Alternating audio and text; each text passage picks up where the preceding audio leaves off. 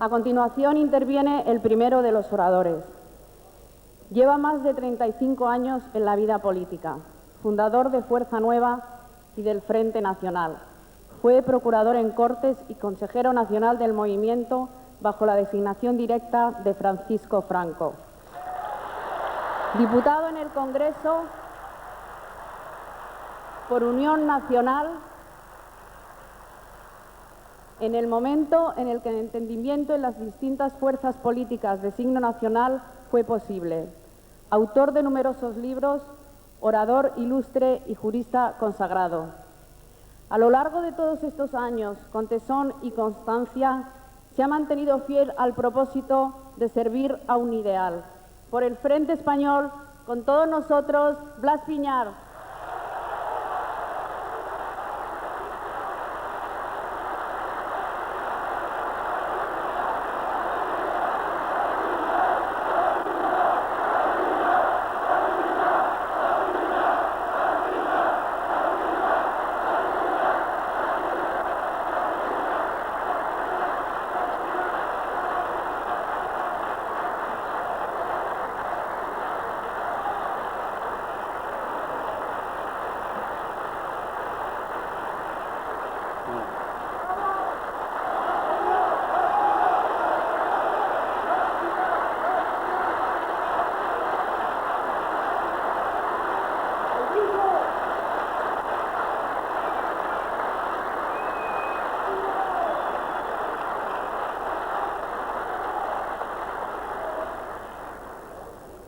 Queridos amigos de toda España, queridos amigos de más allá de nuestras fronteras, que hoy aquí, entre nosotros y a nuestro lado, nos dais una prueba evidente de vuestra fraterna amistad.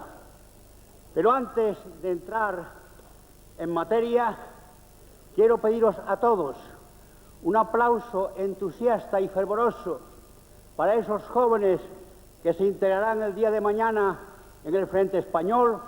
Durante varios días y noches, con frío, 5 bajo cero, hasta altas horas de la madrugada, estuvieron pegando los anuncios que nos convocaban para el acto que aquí nos congregan. Y vieron, entre comillas, con gran satisfacción, cómo los servicios municipales de limpieza les iban siguiendo cuidadosamente e iban arrancando de forma democrática los carteles anunciadores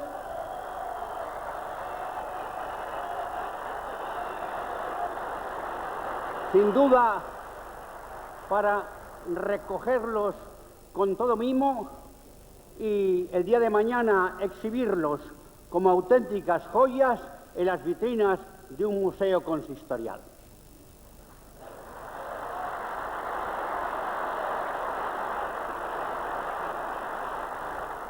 El arte de la oratoria se conoce con este nombre porque es una forma de comunicación oral. Pero esa forma de comunicación oral tiene manifestaciones distintas. Una cosa es una lección de cátedra, una conferencia en una aula cultural, un informe forense, un sermón religioso, un discurso político y una arenga militar, a veces en los patios de los cuarteles y otras veces antes de entrar en batalla.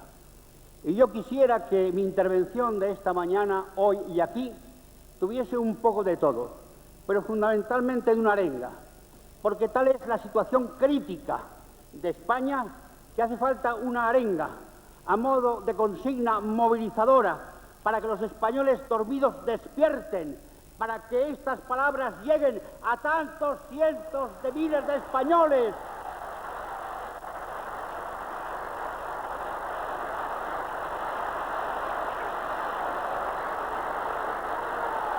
Tantos cientos de miles de españoles que son de los nuestros, pero que no están con nosotros, y especialmente aquellos buenos españoles que, manipulados, engañados o nubizados, cedieron a la presión insistente, terca del voto útil, de la economía del voto y del mal menor, con lo cual han conseguido no solamente que no llegue el mal mayor, sino que se han traído el mal absoluto. Porque pregunto, ¿acaso no es un mal absoluto que los católicos españoles con su voto hayan apoyado y fortalecido una política degradante que está arrancando la fe cristiana del pueblo español, que está paganizando y odizando a las gentes de España?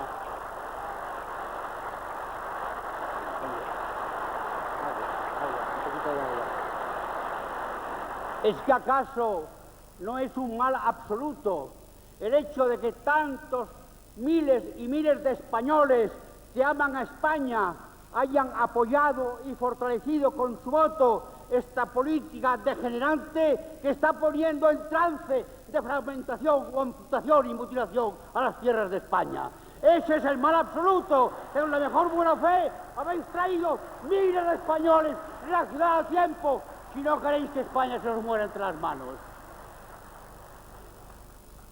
Esta situación degradante del pueblo español conviene que la examinemos aquí y ahora mismo, para que vosotros os hagáis eco de cuanto aquí se va a decir en la mañana de hoy, y se va a decir a esos miles y miles de españoles que son de los nuestros, repito, pero que no están con nosotros y no los conocen porque hay una política monopolística y sectaria de la información que ha tratado de difamarnos primero y que ahora nos condena al silencio.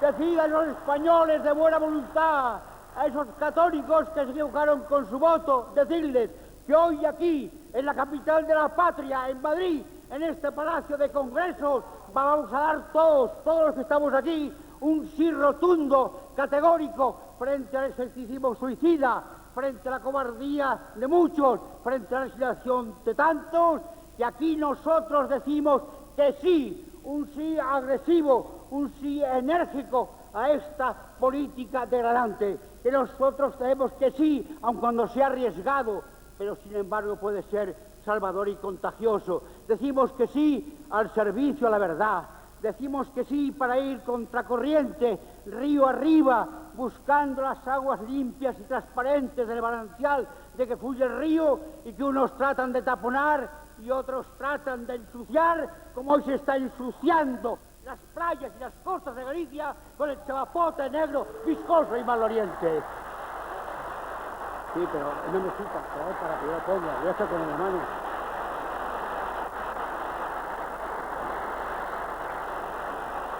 Nosotros, a los que ante esta situación dramática de nuestra patria dicen, yo ya estoy cansado, yo me resigno, yo no tengo ya nada absolutamente que hacer, nosotros contestamos con unos versos preciosos de José María Pemán. La virtud más eminente es la de hacer sencillamente lo que tenemos que hacer.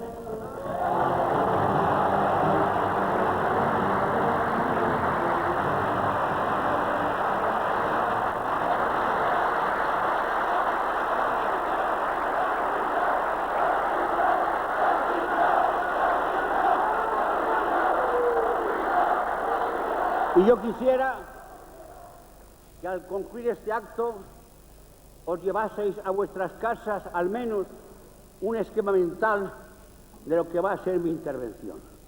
Vamos a examinar lo siguiente. Primero, los símbolos de la patria. En segundo lugar, vamos a examinar la teología de esta patria nuestra que es España. Vamos a ver cuáles son los fundamentos de la política que propugnamos, cuál es el alcance de esta convocatoria y las razones que justifican este lanzamiento a la opinión pública española. Símbolos de la nación, símbolos de la patria. Dos, fundamentalmente, la bandera y el himno. Identifican la patria, una patria que está por encima de los partidos, por encima de los sindicatos, por encima de las regiones y por encima de las clases. Por eso aquí enarbolamos fundamentalmente en un futuro frente español una sola bandera, la bandera de España, la bandera roja y gualda, la bandera nacional.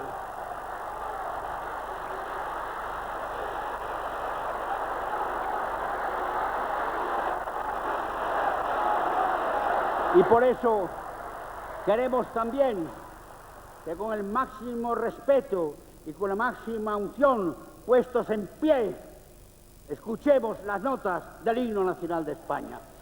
Y fijándonos especialmente en la bandera, qué contrastes se han producido bajo este régimen de que disfrutamos. La bandera de España. Hace unos días, preparando este acto con los amigos de Barcelona, uno de ellos me enseñó un almanaque de estos de bolsillo, en el que hay lo siguiente: Dios hizo con 2 gotas de sangre y un rayo de sol una bandera y se la entregó a un español. Pues bien, yo que soy español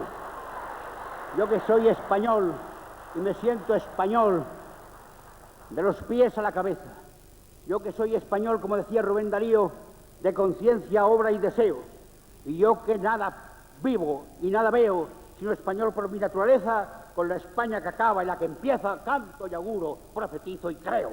Y quizá por esto me vino a la memoria una poesía que yo recité siendo muy niño en mi colegio con motivo de una fiesta de familia. Yo enarbolaba una bandera y la poesía decía así: salve bandera gloriosa, salve emblema de la patria, paraíso de horizontes, recogimiento de esperanzas.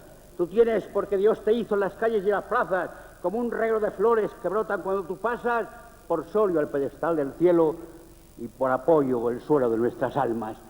Y sin embargo, frente a estas poesías que aprendíamos de niño y nos hacían amar a través de los colores de la bandera nuestra amada patria España, ¿qué dice el padre Cue, jesuita y mexicano, en su villancico de España? Te traigo, niño, una bandera, fuego y trigo, roja igualdad, la rescaté de un piquete criminal que te quemaba. Ondearla es un delito, prenderla a fuego una hazaña. La secuestran, la escupen, la desprecian, la desgarran. Hoy vengo, niño, a tu cuna para poder decir viva España.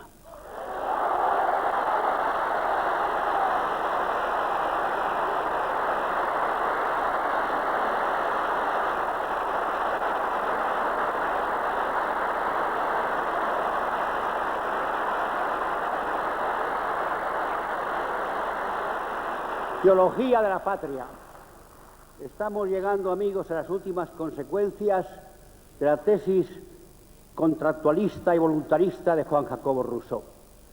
Estamos llegando a sus últimas consecuencias, con olvido notable y gravísimo de que el hombre, desde la nada, no tiene derecho a la existencia, y que los hijos no eligen a sus padres, y que los ciudadanos no optan por una patria determinada, porque la existencia, la filiación y la nacionalidad nos vienen dados directamente por la naturaleza.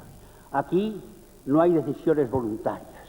Por eso tenía razón, mucha razón José Antonio cuando nos decía que la patria no es un contrato, sino que la patria es una fundación. Y por consiguiente, el tratamiento político de la patria no puede equipararse al tratamiento jurídico de un negocio contractual. Tenía ciertamente razón Raimundo Paniker cuando decía que nosotros no tenemos una patria, sino que pertenecemos a ella. Tan pertenecemos a ella que cuando se olvida la tradición, que es la que da identidad y continuidad a una patria, cuando queremos disponer de nuestra patria o una parte de nuestra patria con amputaciones y mutilaciones creyendo que la patria pertenece a nuestro patrimonio, estamos actuando contra natura. Diría el gran tribuno del tradicionalismo que una patria no es un todo social simultáneo, sino que es un todo social continuo en el cual se integran las generaciones pasadas, la generación presente y las generaciones venideras. Por eso nosotros nunca nos hemos cansado de repetir que España, la patria, es una unidad de historia, de convivencia y también una unidad de destino. Y cuando no se piensa así, cuando no se concibe así a la patria como una fundación, cuando se estima que la patria es algo contractual y negociable, ¿qué ocurre? Aquello que se pregunta el gran amigo uruguayo Álvaro Pacheco Seré.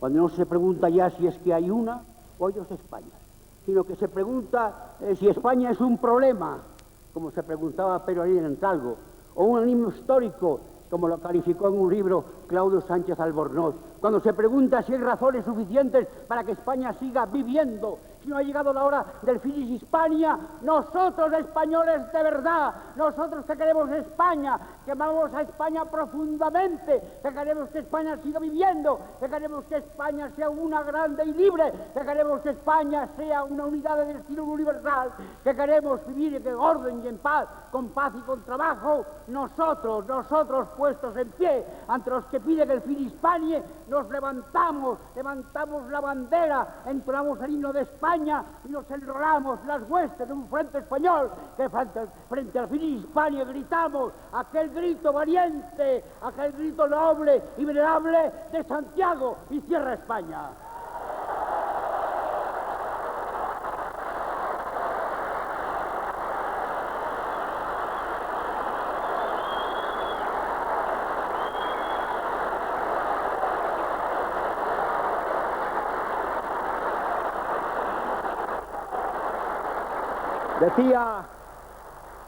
Decía el Papa San León XIII que Dios es el autor de la patria.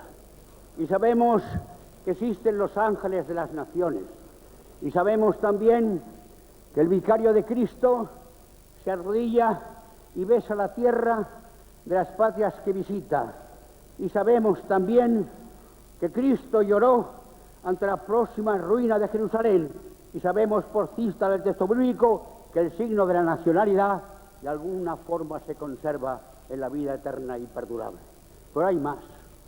Dice Alberto Ezcurra, otro gran escritor argentino, refiriéndose a su patria y también implícitamente a la nuestra, que si un día, por desgracia, hubiese un referéndum nacional y el 95% de los españoles votase a favor de la independencia, mutilando a España de eso que se llama naciones históricas, nosotros tendríamos derecho a oponernos, y frente a ese 95% de gente que concede y mutila España, este 5% de españoles auténticos y de verdad, tendríamos pleno derecho, justificación perfecta para oponernos a esa mutilación de España. Porque aparte de eso, democráticamente, a ese 5% de españoles que rechazan esa independencia, hay que añadir, como decía Chesterton, el voto innumerable de los muertos de las generaciones pasadas, y yo me atrevo a añadir, y el voto de las generaciones futuras, que tienen perfecto derecho no solo a nacer en hogares legítimos, sino una patria unida y en orden, con paz y con trabajo.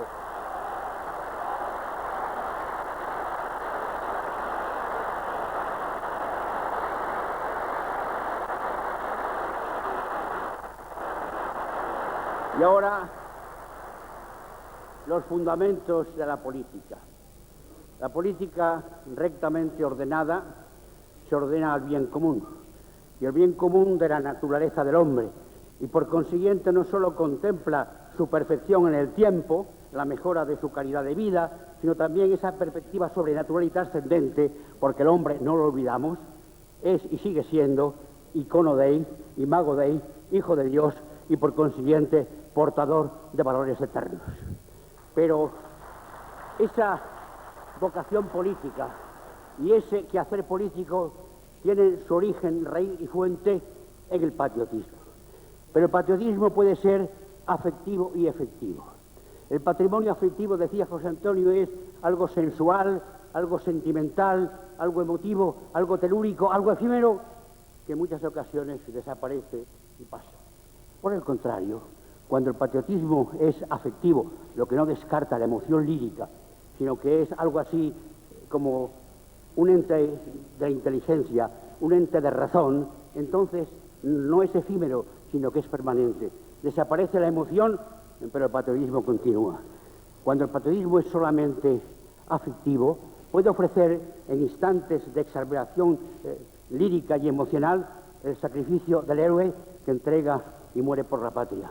Pero cuando el sacrificio es efectivo, ese patriotismo se pone de relieve en el monótono transcurrir de todas las jornadas, de todos los días, en una conducta incontrastable, consecuente y fidedigna al servicio del bien común que la política exige. La diferencia entre el patriotismo afectivo y el efectivo no está solo en cuanto acabo de decir. La diferencia está en que el patrimonio efectivo es esencialmente un patriotismo crítico. Crítico no para avergonzarnos de España, sino al contrario, para entregarnos de forma creciente al servicio de nuestra patria. Hoy a España, evidentemente, a los que estamos aquí, estoy seguro que no nos gusta. No puede gustarnos una España que está enferma, que está herida, que está maltratada, que está obnubilada, que está amnésica, que está frívola, que está, me atrevo a decir, que agonizante. No nos gusta. Pero así como cuando nuestra madre está enferma, o nuestro hijo está a punto de morir, no huimos, no nos fugamos, sino que estamos presentes cuidándolo para que madre o hijo recobren la salud. Así, cuando vemos esta España que no nos gusta, agónica y en trance de muerte, los buenos españoles nos dicen: me da asco de ser español, lo he oído tantas veces. Al contrario, más españoles que nunca, más al lado de España.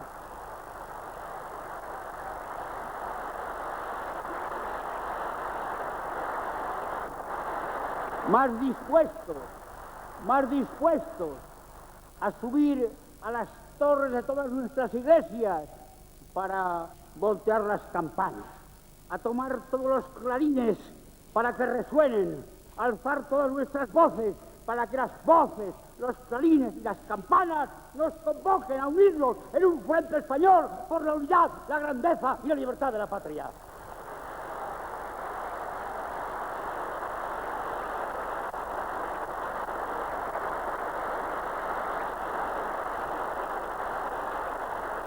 Y hablamos del patriotismo, pues hemos hablado de la teología de la patria. Y el patriotismo, hemos dicho, puede ser afectivo, efectivo y crítico. Pero el patriotismo es, en línea ascendente, un deber. En segundo lugar, es una tendencia natural del hombre bien nacido.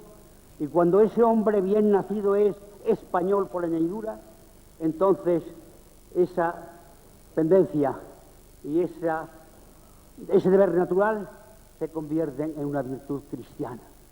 La virtud cristiana del patriotismo, que Santo Tomás de Aquino enlazaba con la pietas, como San Agustín la enlazaba con la caritas, con un amor de perfección con respecto a España.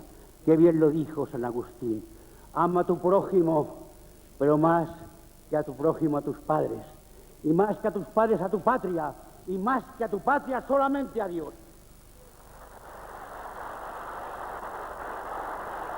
Por eso,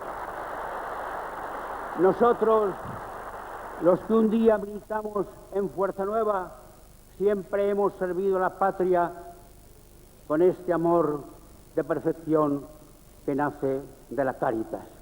Por eso nosotros, que seguimos fieles y seguiremos siendo, Dios mediante, a esta noción cristiana del patriotismo, decimos que no, un rotundo no, al culto idolátrico a la patria, no solamente porque nosotros no queremos nada sin Dios, sino porque entendemos que para ser patriota, sin ser necesario ser cristiano, practicante del cristianismo, basta solamente esto según la doctrina moral de la Iglesia. Primero, en este caso, ser español. Segundo, sentirse español. Tercero, atenerse a las exigencias más urgentes de la ley natural. Y por consiguiente, nadie podrá pertenecer a este frente español adulterándolo cuando viole las exigencias fundamentales de esa ley natural. Por ejemplo, quien quisiera equiparar al matrimonio legítimo las parejas de hecho llamadas sentimentales, que no son matrimonio.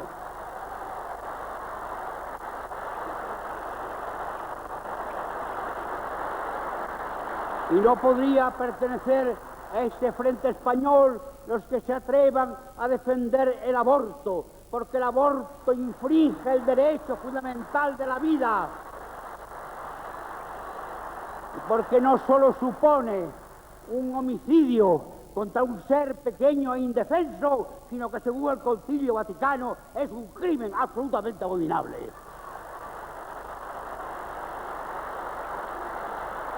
Pero repito que para ser patriota, basándose en esa tendencia natural y en ese deber de todo el nacido, basta con ser español, sentirse español y atenerse a lo que exige la ley natural.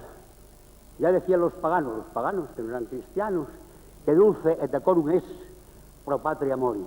Es un honor y un decoro dar la vida por la patria. Y si la ley de la patria, dice otro adagio latino, es la suprema ley, comprenderéis que cuando llegan momentos tan graves, situaciones límites como la presente de nuestra patria, es absolutamente lógico y obligatorio el que todos aquellos que son españoles y se sienten españoles se unan un frente común. Por eso yo estoy convencido de que este llamamiento debe llegar también a aquellos socialistas que son socialistas, pero antes que socialistas son españoles.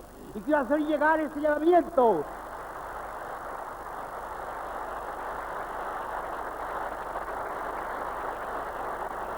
a tanto español de buena voluntad, militantes o votantes del centro reformista, antiguos demócratas cristianos, a todos ellos que son por encima de populistas españoles, a los empresarios españoles, a los obreros y trabajadores de España, a unirnos en un frente común para salvar la unidad y la grandeza de la patria.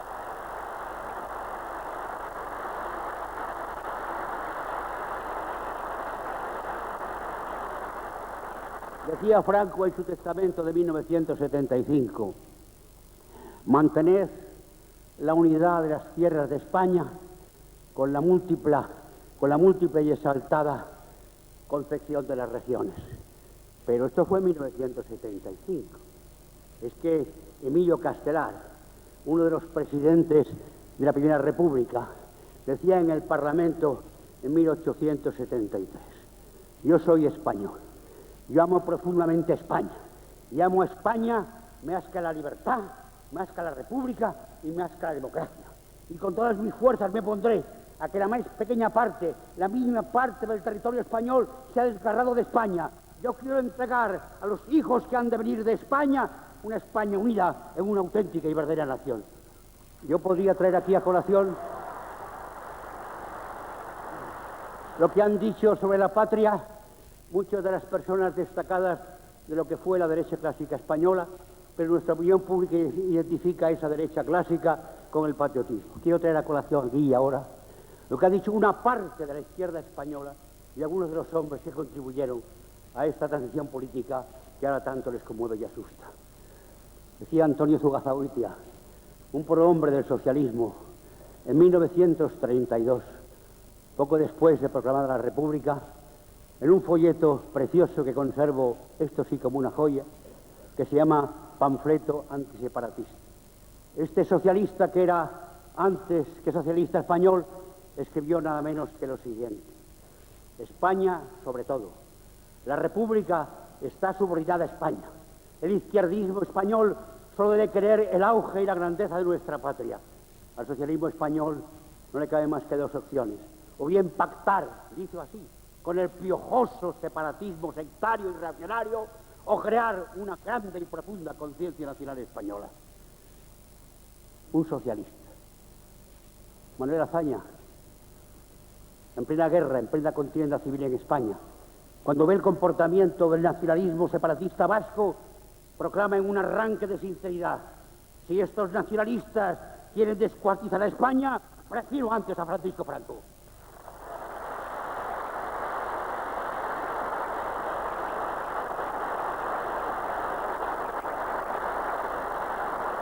Y después, entre los hombres que tanto han contribuido a la transición, quiero mencionar aquí al filósofo Julián Marías, antifranquista, por supuesto, que en un libro titulado Ser español dice lo siguiente: se está manipulando nuestra historia por los partidos nacionalistas que escriben una historia que no ha existido jamás y por los partidos políticos nacionales que ignoran, desconocen y pisotean la historia reciente de España. Y nada menos que el presidente del Tribunal Constitucional acaba de decir en unas declaraciones cosas que no puedo compartir en cuanto a la forma, pero sí comparto con el fondo.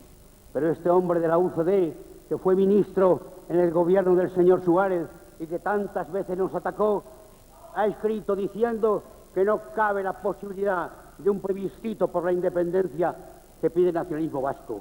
Y por si fuera poco, el Salvador de Madariaga, bien conocido como antifranquista, al cual con mucha ligereza y falta la verdad calificó Indalecio Prieto de tonto en 7 idiomas, ha escrito que ni en el espacio ni en el tiempo puede admitirse en España un plebiscito para la independencia.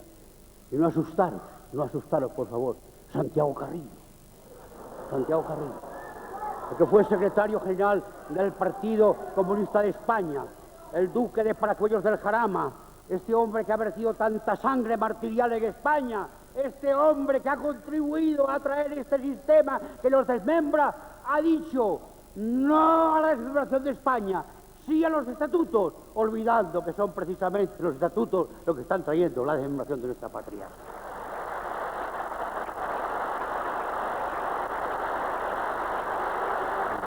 Y concluyo con el último capítulo, que es las razones que justifican este llamamiento a los españoles. Esta situación de crisis profunda de España está poniendo en juego su unidad histórica y política.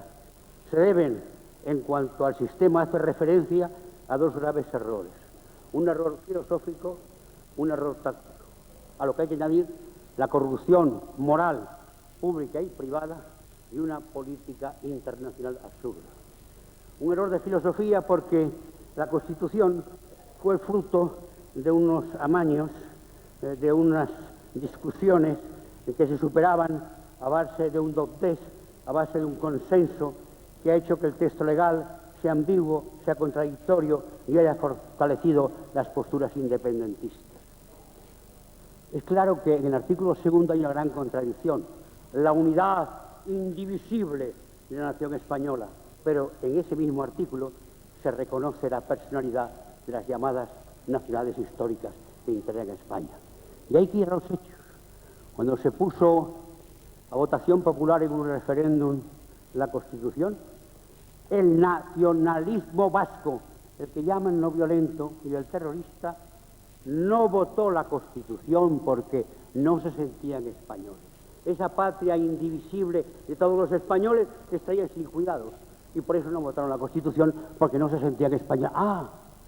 Pero cuando era utilitaria la Constitución para el logro de sus fines independentistas, aceptaron lo que se llamó un estatuto de mínimos, que significó tanto como integrar recursos económicos, culturales y religiosos también, por desgracia, a unos gobiernos que pretendían la independencia de España. Y por consiguiente, los que han alimentado, han nutrido ideológicamente y tácticamente a unas generaciones en estos 27 años, educadas en las Icastolas, donde han salido los terroristas de hoy y que han aprendido de memoria y hasta la saciedad aquellas frases de Sabino Arana.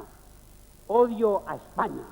Odiamos a esa nación enteca y miserable con toda nuestra alma. ¡Maldita sea España! Y a ese gobierno está integrado por los herederos ilógicos de Sabino Arana, enemigo acérrimo de España.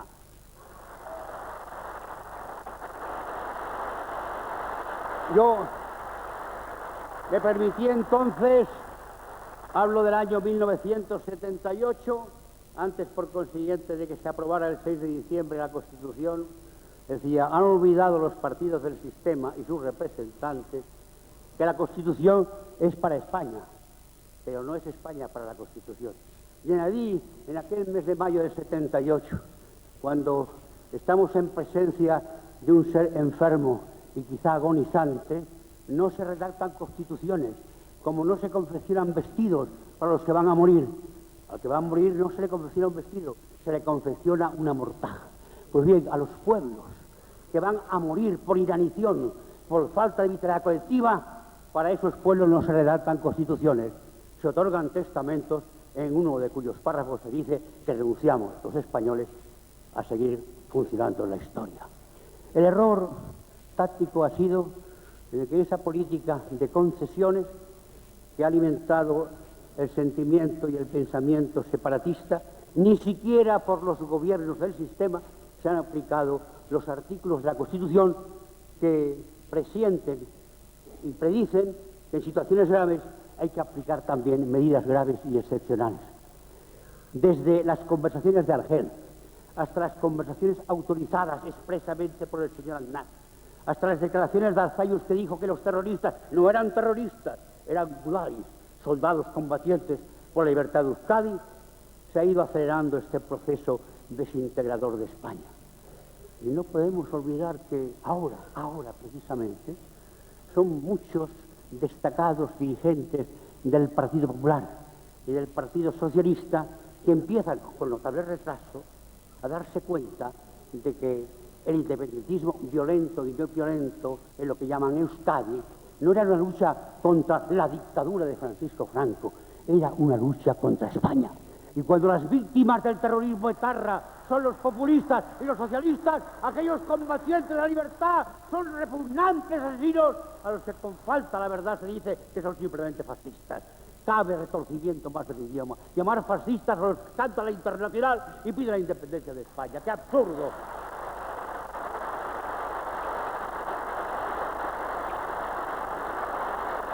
Y no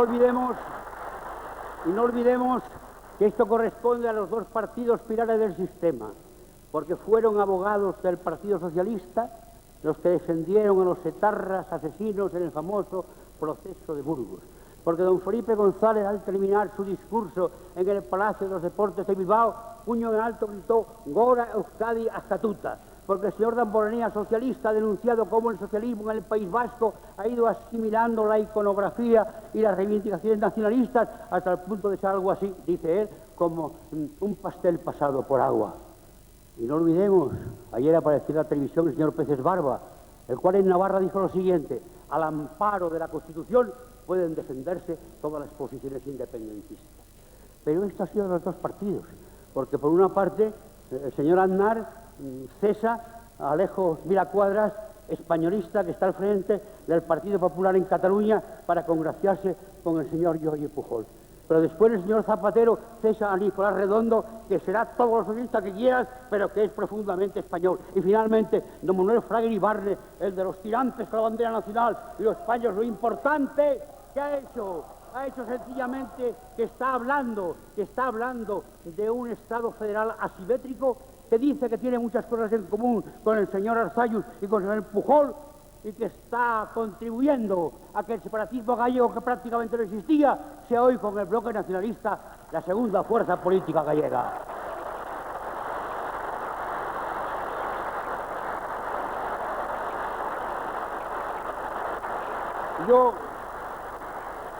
Y yo, que comprendo perfectamente que en ese sistema liberal marxista haya discrepancias políticas, evidentemente que las hay, incluso que se aprovechen circunstancias penosas como el naufragio del Prestige para sumar votos en las próximas elecciones, me lo explico, y que se pida, aunque sin éxito, comisión de investigadora en el Parlamento gallego y en el Parlamento de Madrid.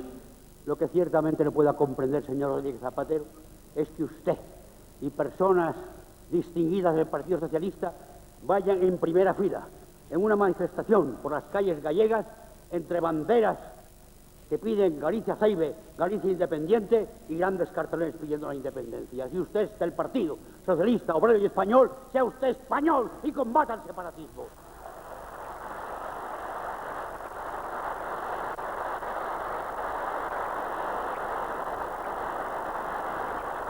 Moral pública corrompida. Las comisiones ocultas pero copiosas, los desastres financieros, la aportación económica deshonesta para campañas electorales, ¿qué voy a deciros? Y privada. Es que nos está corrompiendo moralmente al pueblo español. Es que no crecen la delincuencia, los crímenes pasionales, es que no crece la inestabilidad de las empresas ante la inseguridad del futuro, es que no se está haciendo un reparto gratuito de preservativos en los centros de enseñanza, es que el Partido Popular, superando al socialista, no ha legalizado la píldora abortiva del día siguiente, es que no se están ensalzando en todas las pantallas de todas las televisiones a esas parejas hetero y homosexuales, especialmente a las homosexuales, y nos exhiben en la pantalla con todo desafiante a militares y sacerdotes que se proclaman homosexuales.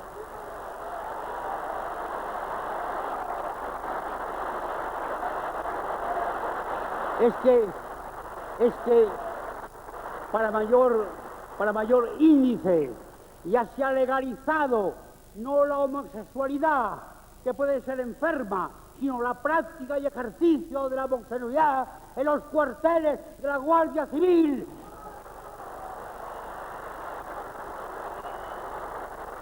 Que alguien con chispa decía que de ahora en adelante habrá dos clases de guardias civiles, los de siempre con su tricornio y otros maricas con la peineta en la frente.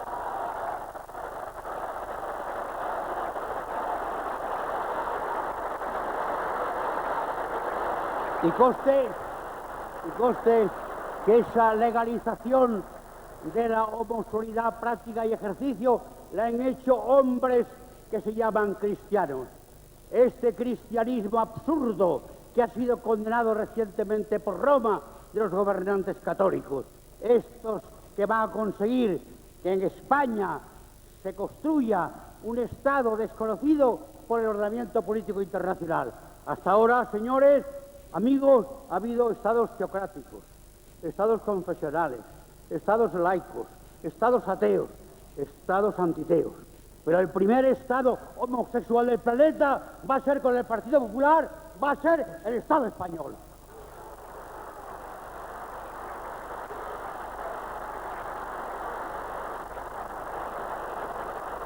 Termino con unos apuntes de política internacional absurda. Absurda porque estamos al servicio del más fuerte, del más poderoso, del más imperialista de los estados que ha existido en el mundo moderno. Y no solamente el problema de Gibraltar. Hemos jugado a la cosoberanía de la que ya no se habla con los ingleses cuando hay una resolución de la ONU incumplida que ordena su descolonización. ¿Y qué decir del referéndum del Sáhara, que nunca se celebra, también acordado por otra resolución de la ONU que no se cumple ni se obliga a cumplir? Y el contagioso con Marruecos. Pero, señores, lo más grave de todo para mí consiste en que de tal forma servilista estamos a las órdenes del imperialismo norteamericano que mientras enviamos para sofocar el terrorismo fuera de nuestras fronteras a unidades del ejército español, ese ejército que está primordialmente al servicio de la integridad de la patria, lo retenemos en nuestros cuarteles.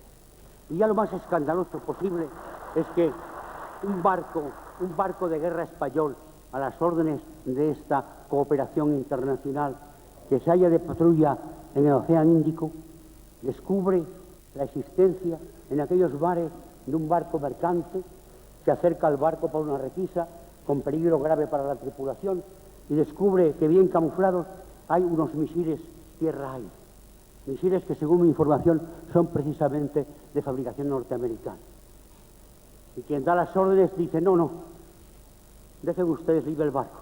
Y estos grandes defensores de la democracia resulta que permiten y ordenan que unos misiles que venden unos comunistas, los de Corea del Norte, los compren otros comunistas que viven en el Yemen. Esa es la política democrática de los Estados Unidos de Norteamérica. Y ya puramente nuestro gobierno y su presidente servilmente se ponen a las órdenes foráneas de los Estados Unidos. Hasta el punto de que si hay, Dios no lo quiera, una guerra contra Irak, nosotros vamos a ser sus más cordiales compañeros en la batalla. Pero usted no se da cuenta de que ya el señor Bush no persigue ni quiere encontrar ni habla de Bin Laden. ¿Es que acaso a lo mejor Bin Laden está en una nave espacial orbitando a muchos kilómetros de la Tierra? Ahora el objetivo, la meta es Irak, un país islámico, pero un país que respeta la religión católica, un país donde hay mezquitas, pero hay también catedrales y basílicas e iglesias, un país donde hay un gobernante católico en el gobierno de Irak, donde han muerto de hambre por el embargo norteamericano 500.000 niños, de los cuales nadie se acuerda, y están consiguiendo que los maometanos, los islámicos, amigos de Occidente, se convierten en sus enemigos. Y va a ir el señor Bush con pretextos absurdos como la democracia y la libertad duradera, va a ir a Irak para ocuparla porque solo le interesa el petróleo y el petróleo. Aun cuando ello produzca para la humanidad una auténtica hecatombe, como ha dicho, recalcado y repetido Juan Pablo II. Y termino con esta poesía de un gran poeta quizá desconocido, Alejandro Jaupol, que dice: españoles, volverá mejor que antes a reír una nueva primavera para España. Lo sentimos en el invierno que padecemos, en la noche que presagia la alborada, en las simientes que anuncian las cosechas, en las risas que presienten nuestras lágrimas. Hay que esperar ardientemente, hay que volcar el corazón en la esperanza, y con consuelo más grande, si esa espera es por el bien de España.